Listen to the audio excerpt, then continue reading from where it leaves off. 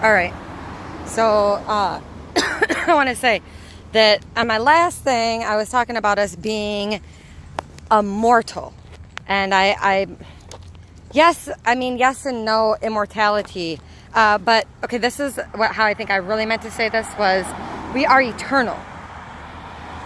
So going back to, I guess, where that came from, I was thinking about Jesus, and I was thinking about how it's not okay that we took someone like Hitler and we chastised him and his whole entire country and his people for what they did to the Jews, right? Yet we take somebody like Ponce de Leon or Christopher Columbus, and we put on those people that they are heroes and pioneers and that they were great beings. But they were doing the same thing that Hitler was doing on probably a tenfold scale. I mean, I don't really know the numbers. Do you? I don't know how many people were on this continent before we arrived here, but I can imagine with how beautiful and lovely that this land is, or was before we destroyed it. I am sure, without a shadow of a doubt, that the multitude of people that lived on this United States before us, I mean, for real, you can feel it. I can feel it. I can feel the truth in that statement.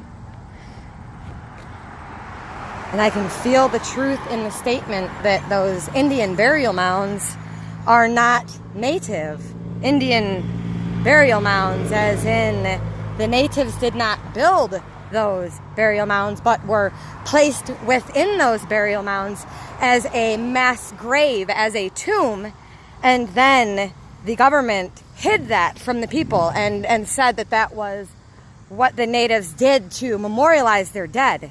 But in actuality, all of that was just a Holocaust. And it was a Holocaust at such a huge, I can't even fathom the amount of people that were probably Holocausted during that time. So, yeah, that's really the message that I'm preaching about today, is just remembrance of our eternal nature, our ability to be strong and powerful, and to realize that over the years we have been programmed to do things that are not in human nature naturally okay. And we've been programmed to say, oh, it's okay that happened over here, and it's okay if we do that there because these people over here do that.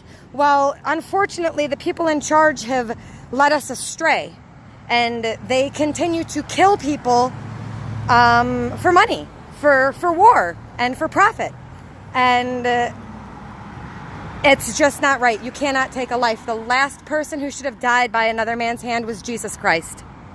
That is the last man who should have died by another man's hand ever. That was the true lesson of the gospel. Please learn the lesson of the gospel, people. Learn the lesson. Wake up and learn the lesson of the gospel.